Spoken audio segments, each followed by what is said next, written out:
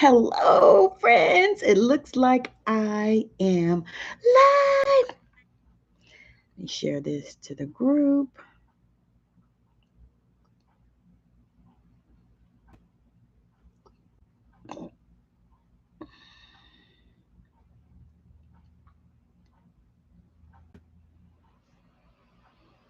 All right. Thank you so much for joining me, friends.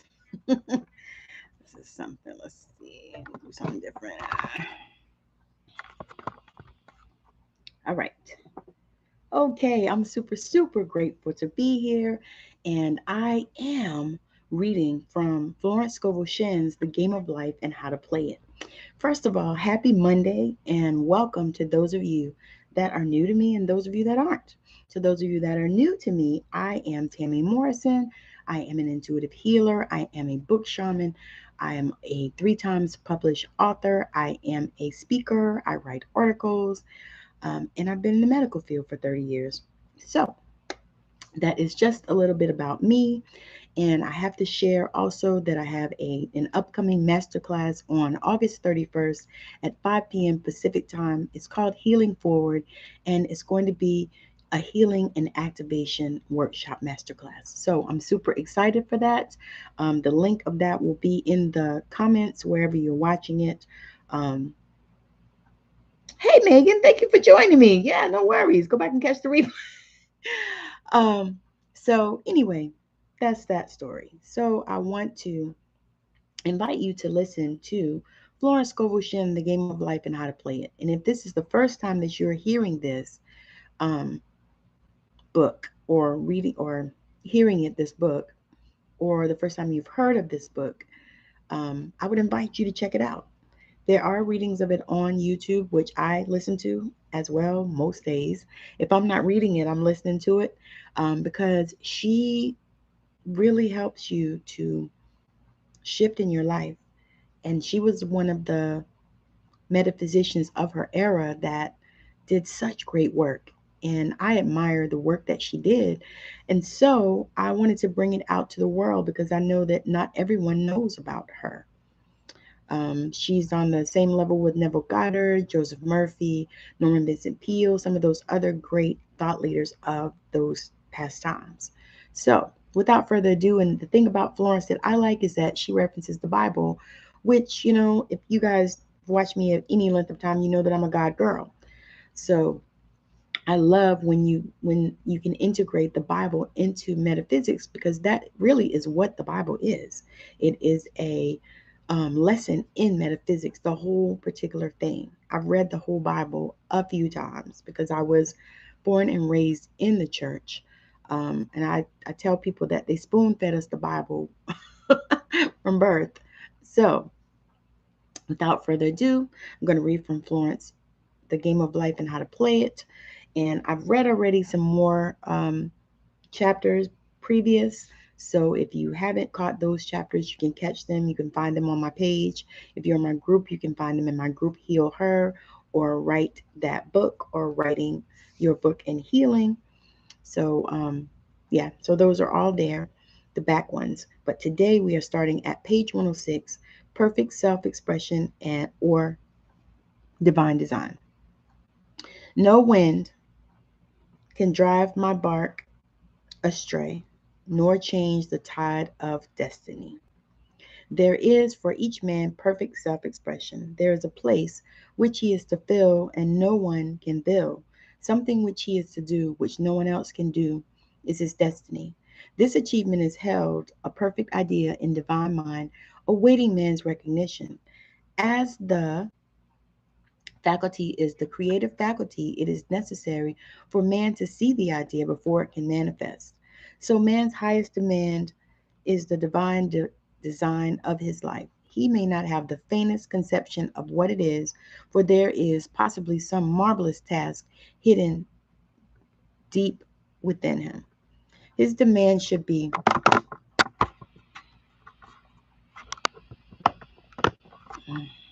His demand should be, Infinite Spirit, open the way for the divine design of my life to manifest.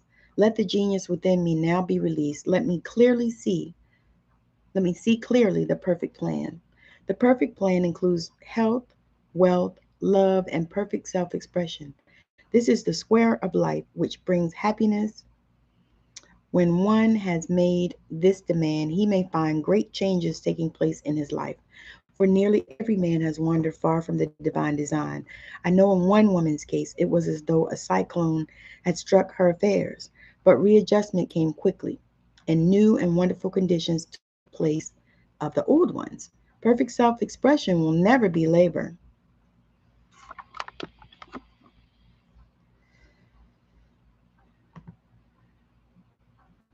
but of such absorbing interest that it will seem almost like play. The student knows also as man comes into the world financed by God, the supply needed for his perfect expression, self expression, will be at hand. Many a genius has struggled for years with the problem of supply when his spoken word and faith would have released quickly the necessary funds. For example, after the class one day, a man came to me and handed me a cent. He said, I have just 7 cents in the world and I'm going to give you one. For I have faith in the power of your spoken word. I want you to speak the word for my perfect self expression and prosperity. I spoke the word and did not see him again until a year later. He came in one day, successful and happy, with a roll of yellow bills in his pocket. He said, immediately after you spoke the word, I had a position offered me in a distant city and am now demonstrating health, happiness, and supply. Faith can move mountains, doubt can create them. Howard White. A woman's perfect self expression may be in becoming a perfect wife, a perfect mother, a perfect homemaker, not necessarily in having a public career. Demand definite leads, and the way will be made easy and successful. One should not visualize or force a mental picture. When he demands the divine design to come into his conscious mind, he will receive flashes of inspiration and begin to see himself making some great accomplishments. This is the picture or idea he must hold without wavering. The thing man seek is seeking him. The telephone was seeking Bell. Parents should not force careers or professions upon their children. With the knowledge of spiritual truth, the divine plan could be spoken for early in childhood or prenatally.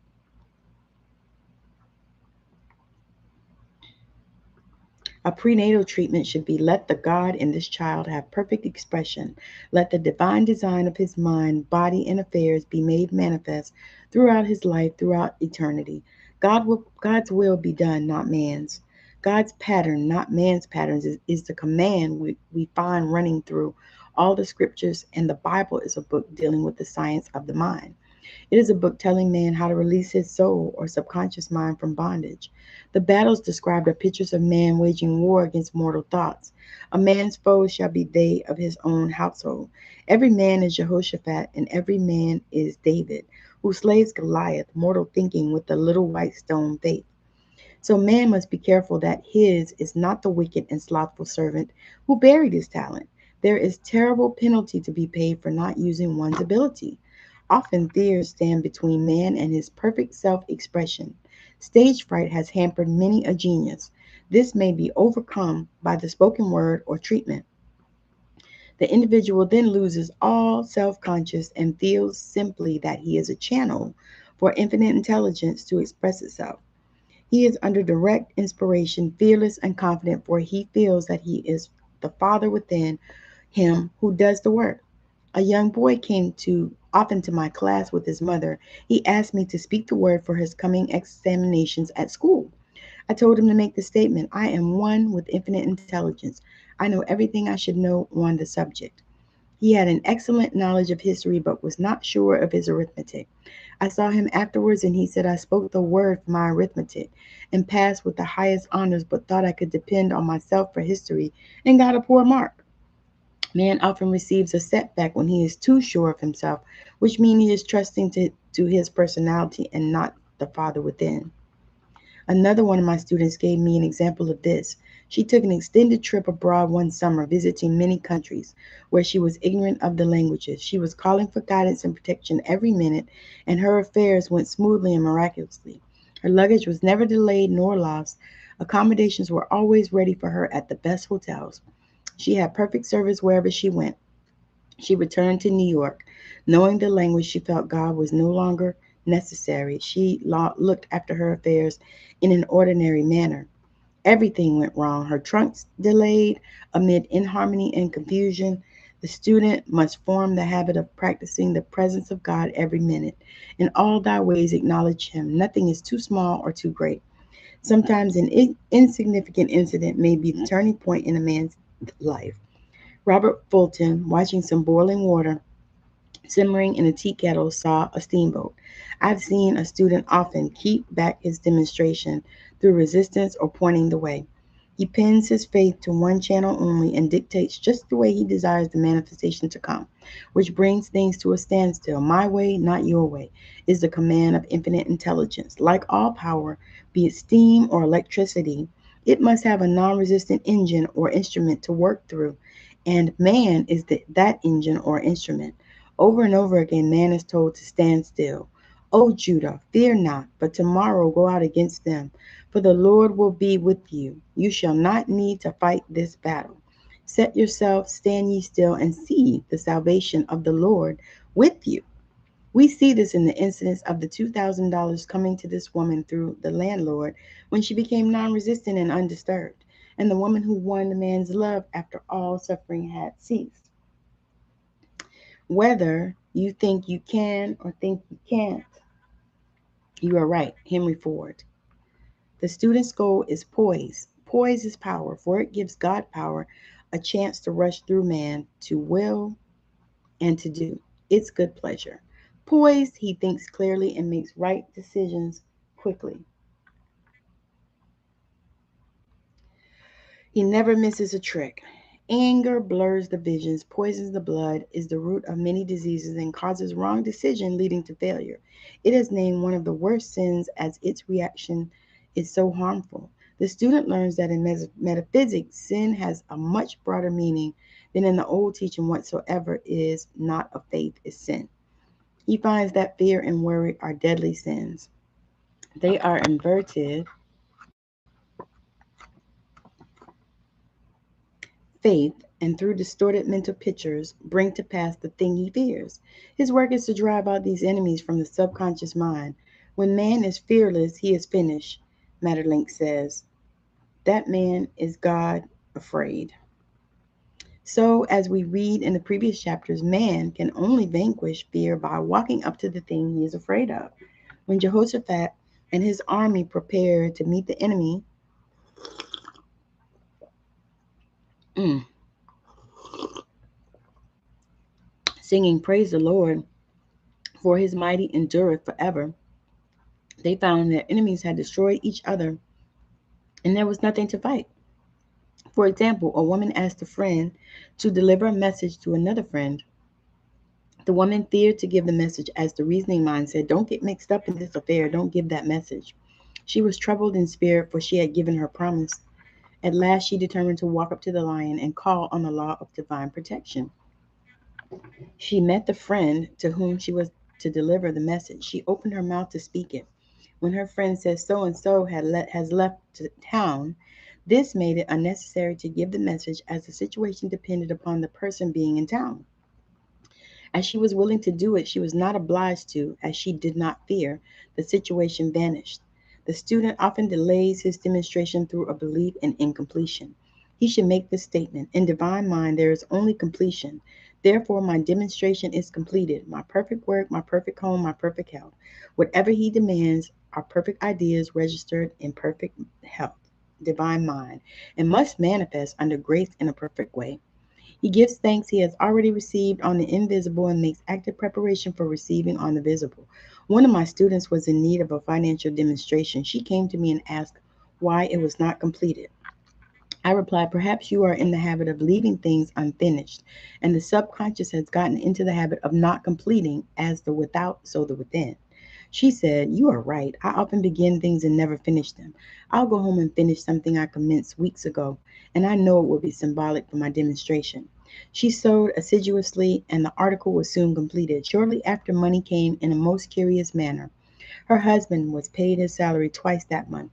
He told the people of their mistake, and they sent word to keep it. Take the first step in faith. You don't have to see the whole staircase, just the first steps. Martin Luther King Jr. Take the first step in faith. You don't have to see the whole staircase. Just take the first step. And so I have to comment on that, y'all.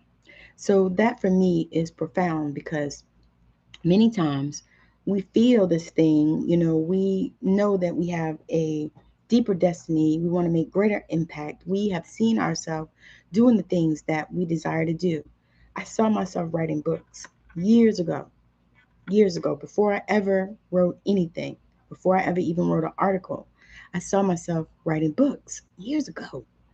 And so once I took that step, now by the time I took the step, I was in my 40s. I took that first step in faith, writing that book in that anthology, Unchain Me Mama, which I have to shout out to Audra Upchurch. It was an amazing compilation, and I enjoyed the process. The process was smooth. I loved it. But I took that first step in faith to write in that book because I hadn't published anything up until that point except for articles. I'd written a few articles by then. And so, but that was a step of faith for me, and even everything else in the healing. And I'm actually at a point now where I'm taking another step of faith. I can feel it coming. And I don't know about you, but when I start feeling it coming, and it's a big step to me, is in my mind, it's a big step. And when I feel it, when I begin to feel it coming and I start feeling it, it creates a little anxiousness inside of me. And I feel it all in my solar plexus. So I would invite you to see how you feel when you have to make shifts and major decisions. See how it feels to you in your body. See what happens as you begin to make these shifts. Hey, Nancy, thank you for joining. I'm just sharing about this. Take the first step in faith. You don't have to see the whole staircase, just the first step. And that was written by Martin Luther King Jr. And so I was sharing how when we are in the space where we have to make these faith steps, I call them, and we have to start stepping out in faith, and we see the thing and we know it and we feel it and we have it, we feel it viscerally. And for me, I feel it in my stomach and my solar plexus. It's like a yearning and a churning, like a little anxiety, because I know that this is a step, and it's, for me, it feels huge. So I'd invite you to look at how it feels to you and see how it shows up in your body when you start to make these steps. And one thing about it, that shows me, even when I'm not sure that it's something that's going on, when I start feeling that feeling, I know to start paying attention and looking to see, what what is happening for me, because your body will talk to you. You just have to listen. All right, so back to the reading. When man asks, believing he must receive, for God creates his own channels. I've been sometimes asked, suppose one has several talents. How is he to know which one to choose? Demand to be shown definitely. Say, infinite spirits, give me a definite lead. Reveal to me my perfect self expression. Show me which talent I am to make use of now. I've known people to suddenly enter a new line of work, and be fully equipped with little or no training. So make the statement, I am fully equipped for the divine plan of my life, and be fearless in grasping opportunities. Some people are cheerful givers but bad receivers. They refuse gifts through pride or some negative reason, thereby blocking their channels, and invariably find themselves eventually with little or nothing. For example, a woman who had given away a great deal of money had a gift offered her of several $1,000s. She refused to take it, saying she did not need it. Shortly after that, her finances were tied up, and she found herself in debt for that amount. Man should receive gracefully the bread returning to him upon the water. Freely ye have given, freely ye shall receive. Now, I want to commentate on that as well. So, my grandmother was an amazing woman. She was a pastor, preacher, teacher, evangelist, prophetess type, is what I what I affectionately call her. And so that was one of the things that she taught me. When people want to bless you and people want to give to you, you receive it. You receive it, and you receive it happily. Don't turn it around and say, oh, no, I don't need it. No, because you might not realize that you do need that, but God does. And the other thing is, you don't want to interrupt their blessing flow, because it might be that God told them to give it to you. So what you would be doing is in effectively limiting your blessing and their blessing. So you don't want to do that. And that was one of the things that I appreciate her for teaching me, because I do know how to receive. I know how to give freely and I know how to receive freely. So moving on. There is always the perfect balance of giving and receiving through man. Though man should give without thinking of returns, he violates law if he does not accept the returns which come to him. For all gifts are from God, man being merely the channel. A thought of lack should never be held over the giver. I know for sure that what we dwell on is what we will become. Oprah Winfrey. I'm going to read that again. I know for sure that what we dwell on is what we will become. So consider and think about, and that was Oprah Winfrey. So consider and think about, what are you dwelling on? What are you dwelling on? And look at your life and see what you have become. If you look at what you have become, and then you start considering how you got there, how you dwelled on that thing, you may not have even realized that that was something that you were dwelling on. You may not have even seen that, this is where I was at. And so now this is why I'm here. Because I know for sure what Oprah said, which is so true, that what we dwell on is who we will become. So begin to think about and consider what you're thinking about. Think about what you're thinking about. I had a pastor that used to say that. He used to say, think about what you're thinking about. So consider what you're dwelling on, and look at your life and see what you have already become, and think about when you dwelled on that thing and how you dwelled on it, because you dwelled on it regardless of whether you think you did or not. You did. Okay. So for example, when the man gave me the 1 cent, I did not say, poor man, he cannot afford to give me that. I saw him rich. This is the part. I saw him rich and prosperous with his supply pouring in. It was this thought which brought it. If one had been a bad receiver, he must become a good one and take even a postage stamp if it is given him, and open up his channels for receiving. The Lord loveth the cheerful giver as well as a cheerful giver. The Lord loveth a cheerful receiver as well as a cheerful giver. So that is one thing that, if you don't take anything from this today, take that one. I've often been asked why one man is born rich and healthy and another is poor and sick. When there is an effect, there is always a cause. There is no such thing as chance. This question is answered through the law of reincarnation. Man goes through many births and deaths until he knows the truth which sets him free. He is drawn back to the earth plane through unsatisfied desire to pay his karmic debts or to fulfill his destiny. So I truly believe that this means that your destiny is going to get fulfilled despite you. It might not be in your lifetime. It might be, in another one, but your destiny is going to get fulfilled if that is why you have come to this incarnation.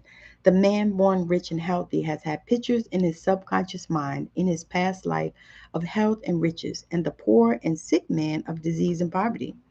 Man manifests on any plane the sum total of his subconscious beliefs.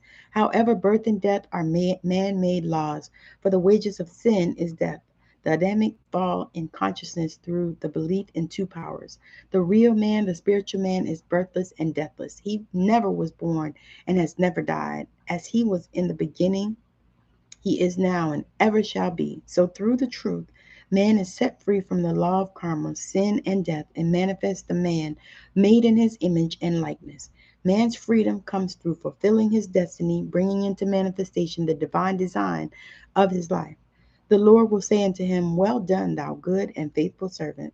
Thou hast been faithful over a few things. I will make thee ruler over many things. Death itself, enter thou into the joy of thy Lord, eternal life. Reflect. The thing man is seeking him. What are you seeking? If so, what are you seeking is also seeking you. What ideas do you have left to let it find you? Is what you are seeking in alignment with what life wants for you? Throughout the book, we are told to stand still. What does this mean and how can you do it?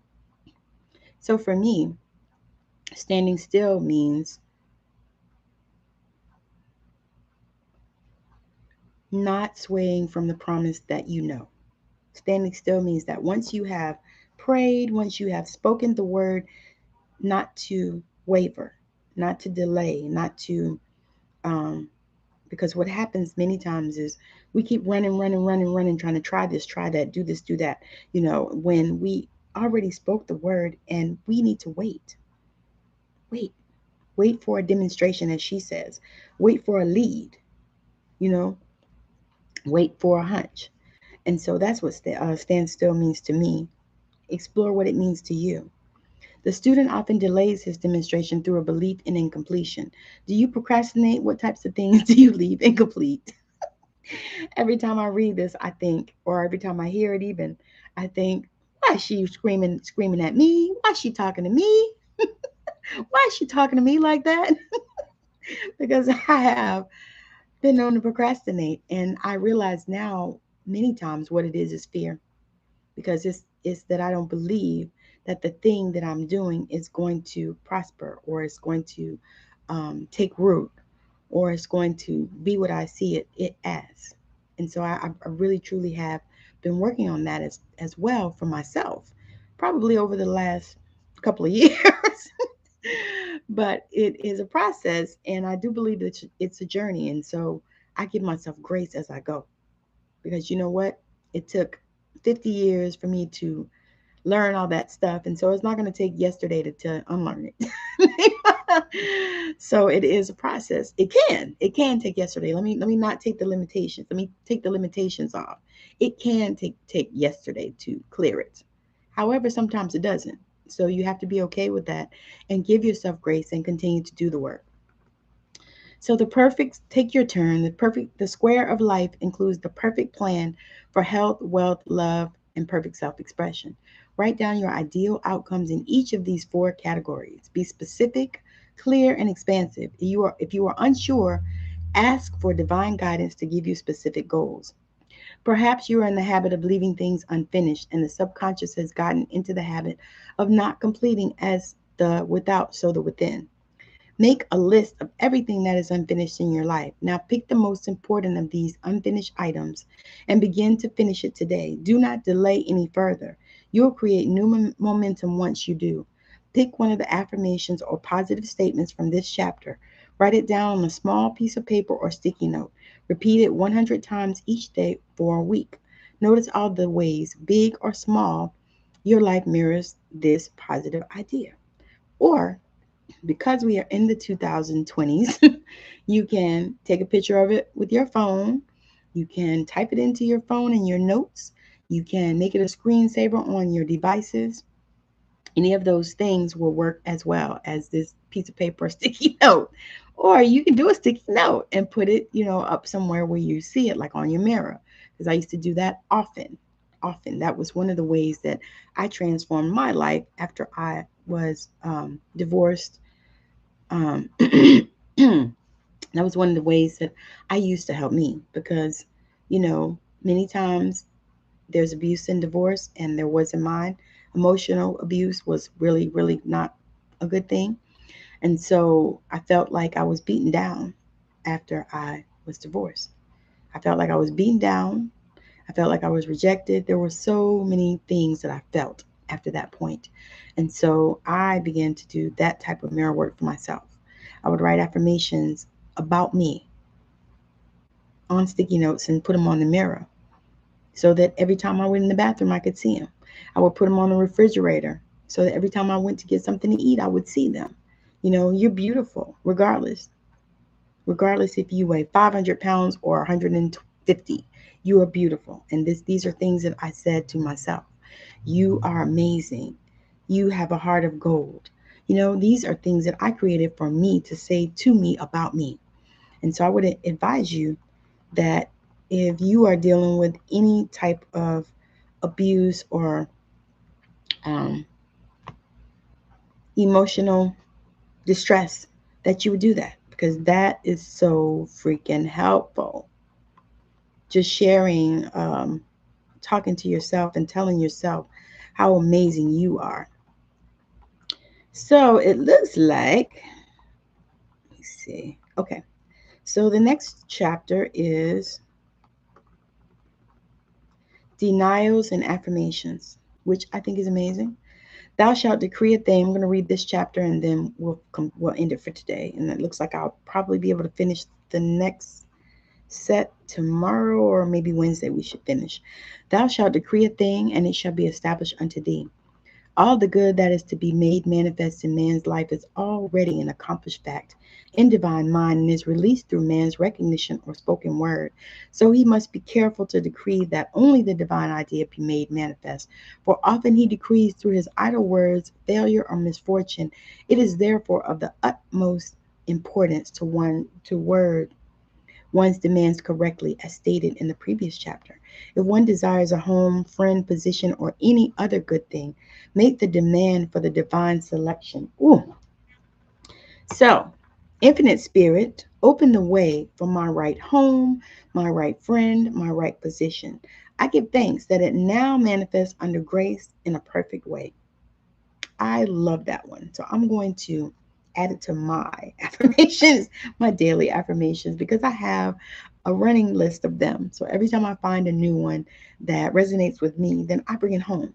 So, Infinite Spirit, open the way for my right home, my right friend, my right position. I give thanks that now manifests under grace in a perfect way.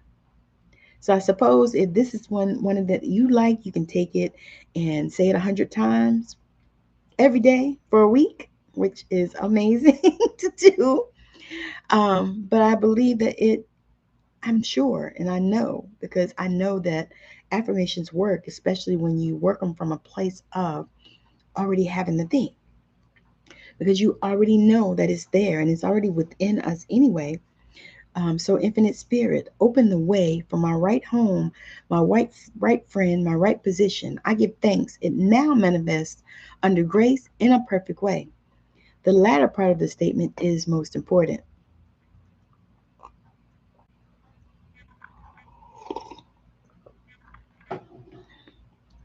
I knew a woman who demanded $1,000.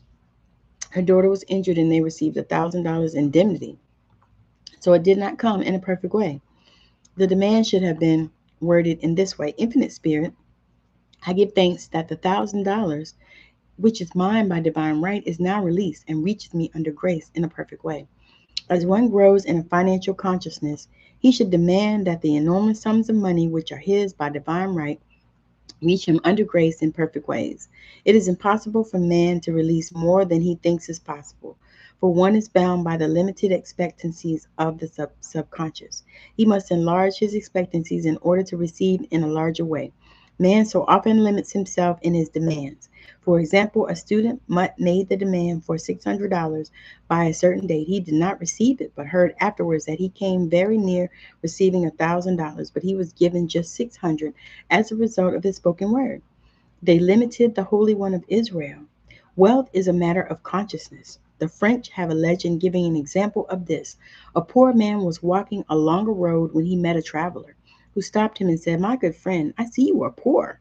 Take this gold nugget, sell it, and you will be rich all your days. The man was overjoyed at his good fortune and took the nugget home.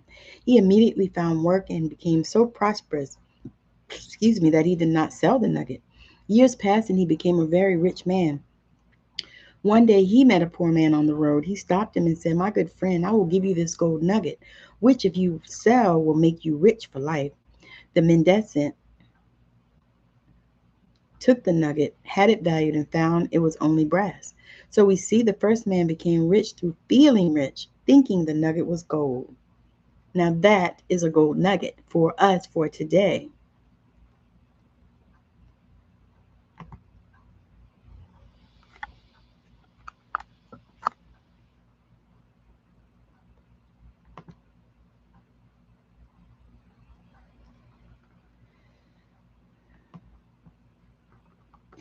Every man has within himself a gold nugget. It is his consciousness of gold, of opulence, which brings riches into his life. Thank you for joining, Celine. Hey girl, what's up? He declares he has already received. Before ye call, I shall answer. Continually affirming establishes the belief in the subconscious. It would not be necessary to make an affirmation more than once if one had perfect faith. One should not plead or supplicate, but give thanks repeatedly that he has received. The desert shall rejoice and blossom as the rose. The rejoicing which is yet in the desert state of consciousness opens the way for release. The Lord's Prayer is in the form of command and demand. Give us this day our daily bread, and forgive us our debts as we forgive our debtors. And ends in praise, for thine is the kingdom and the power and the glory forever. Amen. Concerning the works of my hands, command ye me. So prayer is command and demand, praise and thanksgiving. The student's work is in making himself believe that with God all things are possible. This is easy enough to state in the abstract, but a little more difficult when confronted with a problem. For example, it was necessary for a woman to demonstrate a large sum of money within a stated time. She knew she must do something to get a realization, for realization is manifestation, and she demanded a lead. She was walking through a department store when she saw a very beautiful pink enamel paper cutter. She felt the pull towards it. The thought came, I haven't a paper cutter good enough to open letters containing large checks. Awesome! So she bought the paper cutter, which the reasoning mind would have called extravagance. When she held it in her hand, she had a flash of herself, of a picture of herself, opening an envelope containing a large check. And in a few weeks, she had received the money. The pink paper cutter was her bridge of active faith. Create your future from your future, not your past. Werner Erhard. I like that statement. So I'm going to commentate a little bit on that. Create your future from your future. So when you do that, you've already put yourself in that space. So you can't create from the past. You have to create from the future because your future self knows what you need now. Many stories are told of the power. So if you are desiring to be doing a certain thing, being a certain place, seeing a certain thing, you need to create from that place of already doing, seeing, or being that thing.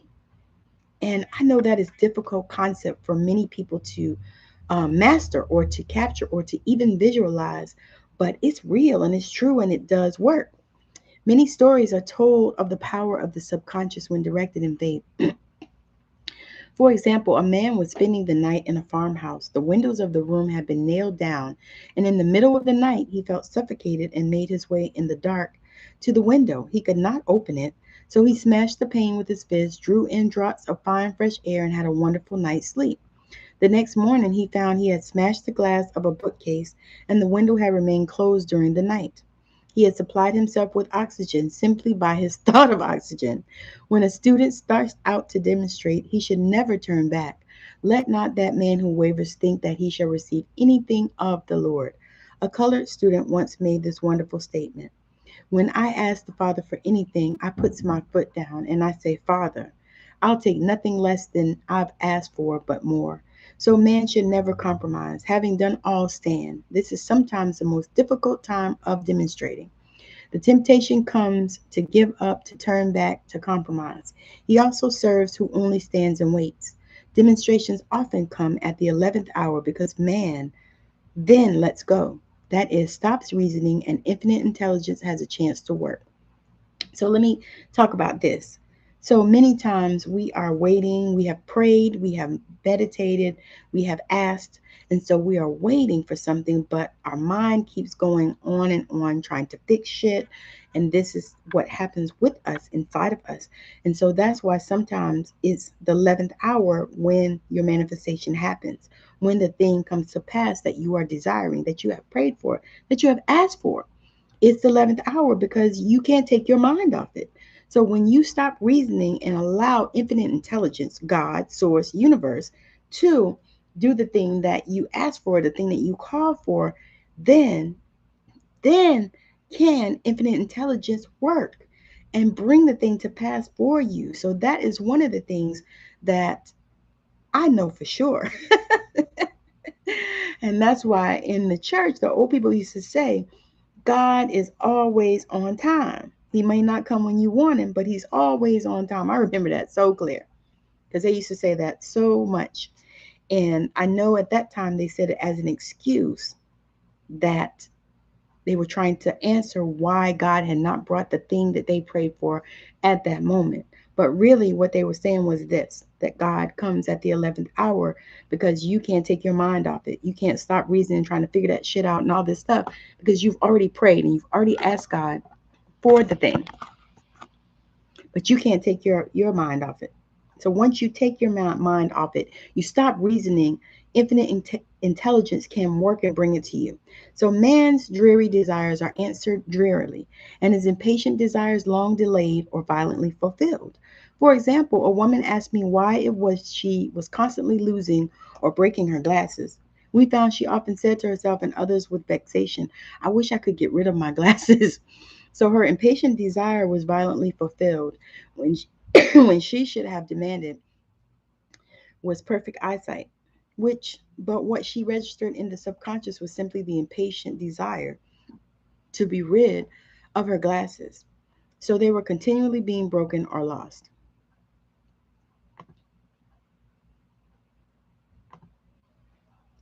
Two attitudes of mind cause loss: depreciation, as in the case of the woman who did not appreciate her husband, or fear of loss, which makes a picture of loss in the subconscious.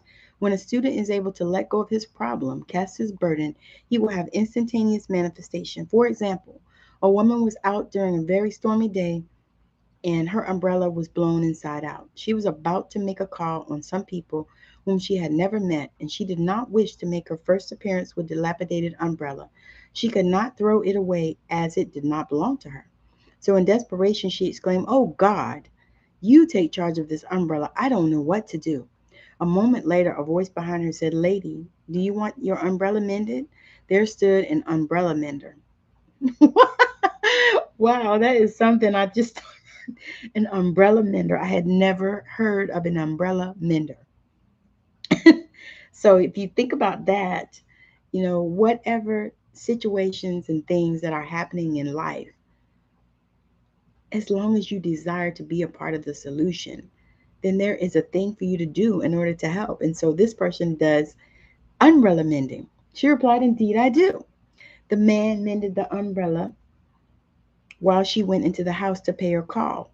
And when she returned, she had a good umbrella. So there's always an umbrella mender at hand on man's pathway when one puts the umbrella or situation in God's hands. Success is a state of mind. If you want success, start thinking of yourself as a success. Dr. Joyce Brothers. One should always follow a denial with an affirmation. For example, I was called on the phone late one night to treat a man whom I had never seen. He was apparently ill, very ill. I made the statement, "I deny this appearance of disease. It is unreal, therefore cannot register in his consciousness. This man is a perfect idea in divine mind, pure substance expressing perfection. There is no time or space in divine mind. Therefore, the word reaches instantly its destination and does not return void." I have treated patients in Europe and have found that the result was instantaneous. I am asked so often the difference between visualizing and visioning. Visualizing is a mental process governed by the reasoning or conscious mind. Visioning is a spiritual process governed by intuition or the superconscious mind. The student should train his mind to receive these flashes of inspiration and work out the divine pictures through definite leads. When a man can say, "I desire only that which God desires for me," his false desires fades from the consciousness and a new set of blueprints is given him by the master architect, the God within. God's plan for each man transcends the limitations of the reasoning mind and is always a square of life containing health, wealth, love, and perfect self-expression. Many a man is building for himself in imagination a bungalow when he should be building a palace. If a student tries to force a demonstration through the reasoning mind, he brings it to a standstill. "I will hasten it, saith the Lord." He should act only through intuition or definite leads. Rest in the Lord and wait patiently. Trust also in him and he will bring it to pass. You can do anything you wish to do, have anything you wish to have, be anything you wish to be. Robert Collier. I have seen the law work in the most astonishing manner. For example, a student stated that it was necessary for her to have $100 by the following day. It was a debt of vital importance which had to be met. I spoke the word, declaring spirit was never too late and that the supply was at hand. That evening she phoned me of the miracle. She said that the thought came to her to go to her safe deposit box at the bank to examine some papers. She looked over the papers, and at the bottom of the box was a new $100 bill. She was astounded and said she knew she had never put it there, for she had gone through the papers many times. It may have been a materialization, as Jesus Christ materialized the loaves and fishes. Man will reach the stage where his word is made flesh or materialized instantly. The fields ripe with the harvest will manifest immediately. As in all the miracles of Jesus Christ, there is a tremendous power alone in the name Jesus Christ. It stands for truth made manifest. He said, "Whatsoever ye ask the Father in my name, he will give it to you." Thank you for joining, Anelli. He will give it to you. The power of this name raises the student into the fourth dimension, where he is freed from all astral and psychic influences, and he becomes unconditioned and absolute as God himself is unconditioned and absolute. Whatever is true, whatever is honorable, whatever is just, whatever is pure, whatever is lovely, whatever is gracious, think about these things. Philippians 4:8. I have seen many healings accomplished by using the words in the name of Jesus Christ.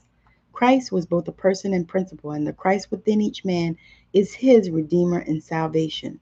The Christ within is his own fourth dimensional self, the man made in God's image and likeness.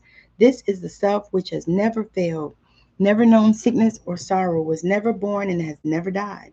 It is the resurrection and the life of each man.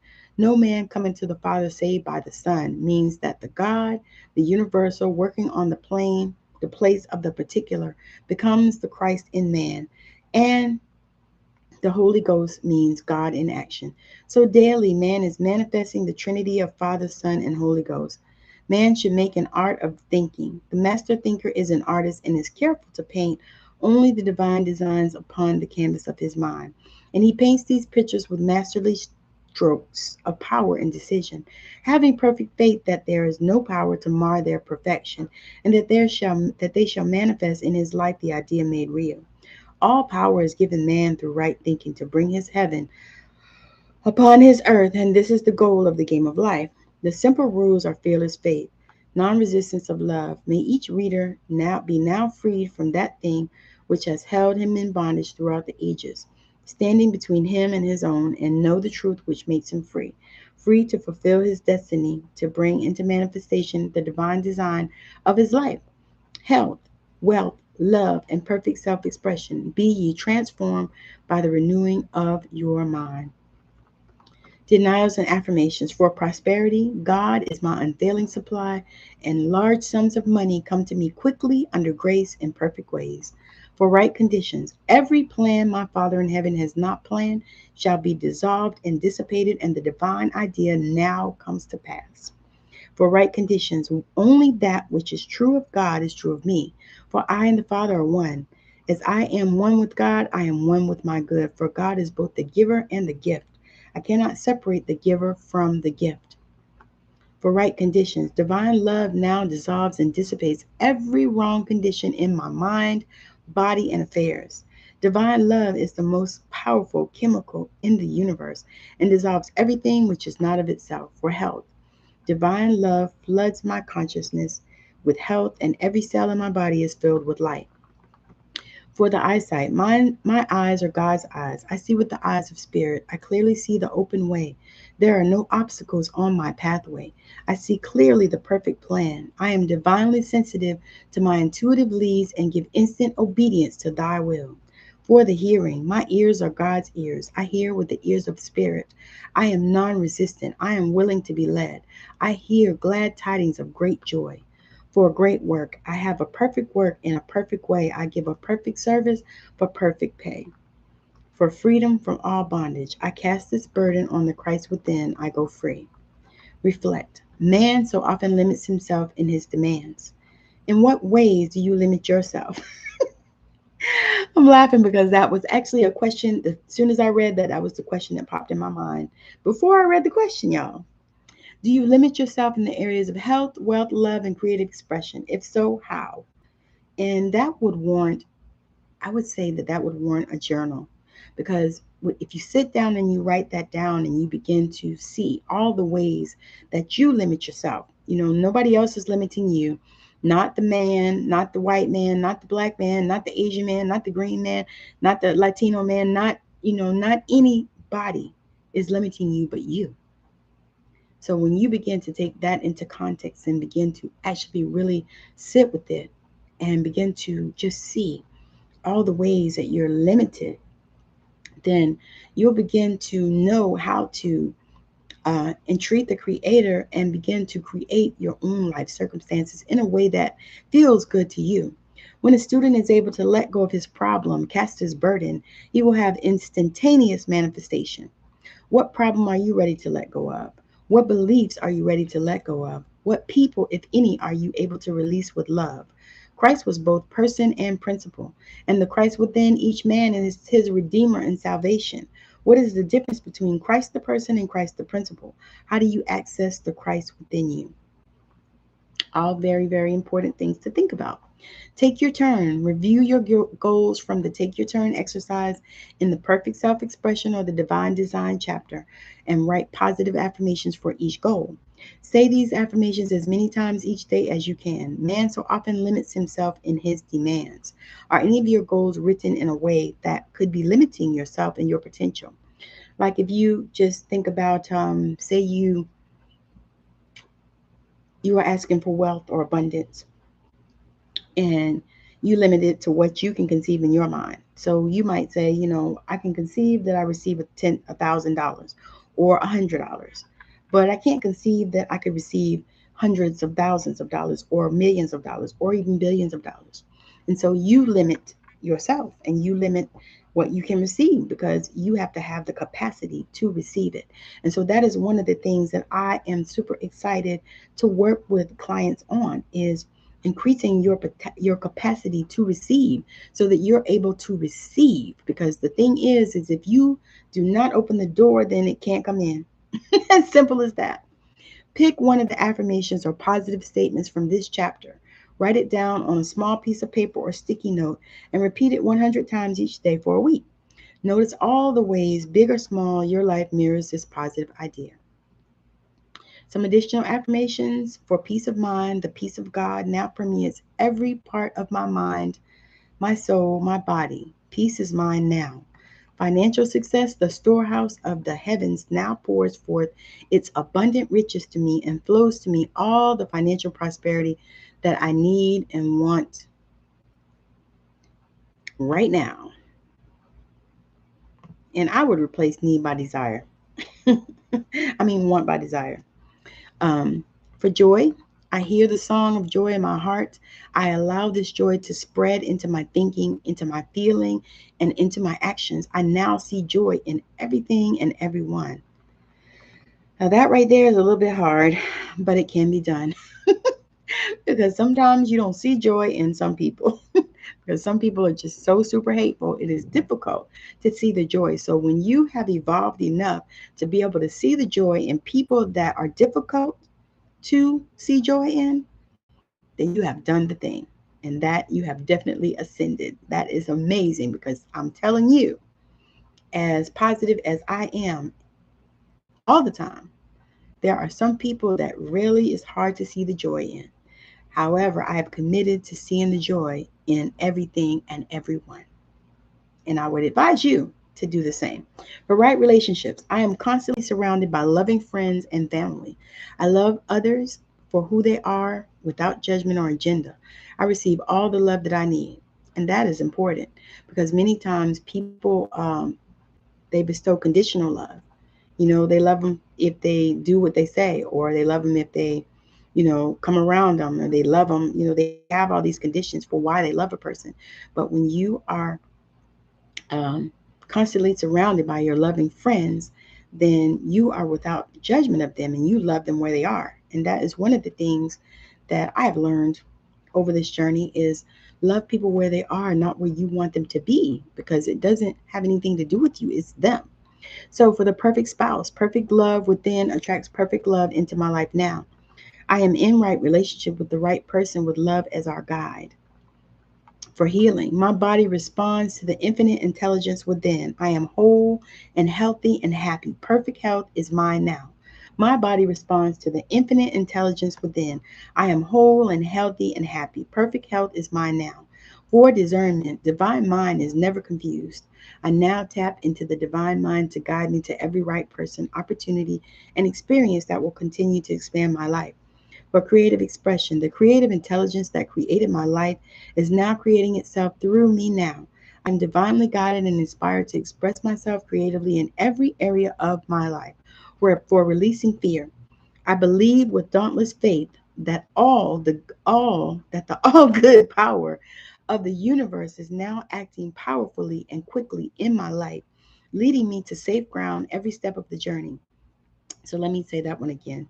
For releasing fear, I believe with dauntless faith that the all good power of the universe is now acting powerfully and quickly in my life, leading me to safe ground every step of my journey. Now, if they give you an opportunity to write your own affirmations, let me see. As other situations arise, you might want to create your own custom affirmations. So there's space on this page, but we don't have the page. All right, so that is where I'm going to stop for today. Let me see where I pick up. Okay, so I'll pick up on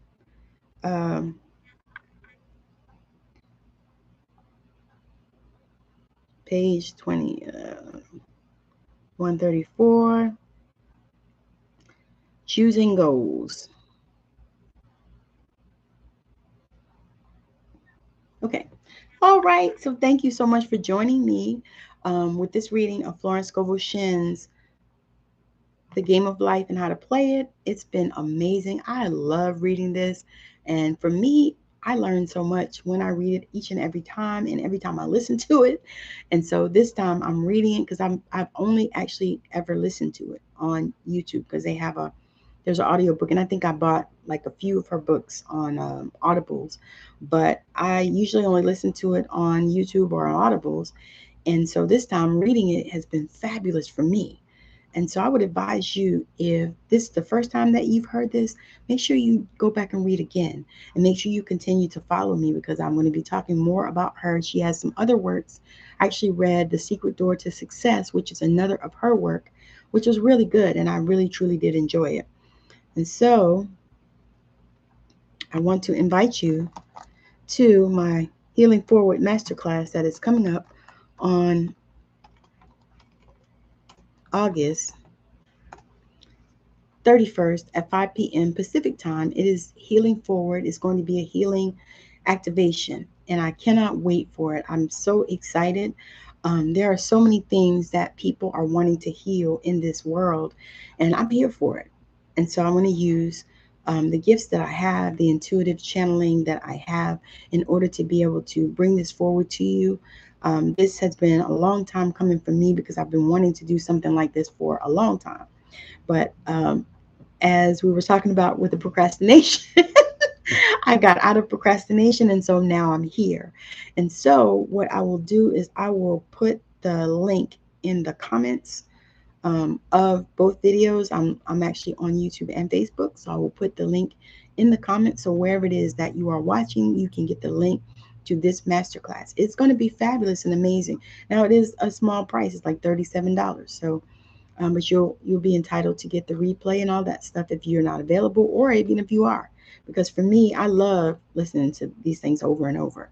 Healings, activations, all of that. I usually, sometimes I catch them live, and then I'll also watch the replay. And sometimes I'll watch them a few times. So if that is how you are, then that's going to work really well for you. So again, hey, I don't know how to say your name, but I'm going to take a stab. Gabameya, thank you for joining. So anyway, yes, so that is really what I am saying. So again, join me August 31st, 5 p.m. The masterclass. The masterclass is going to be at 5 p.m. Pacific time. I am super, super excited about it. So if you've been looking for that and you are looking for healing, you're looking for activation, come and join us. It's going to be fabulous and amazing. I cannot wait. So August 31st at 5 p.m. Pacific time. And the link will be in the comments of where it is that you are watching this right now. So again, thank you for joining me. I hope that you have a wonderful rest of your day, evening, night, weekend, whatever it is for you. But I will definitely be back on again to probably tomorrow, and we'll talk then. Thank you for joining me. Bye now.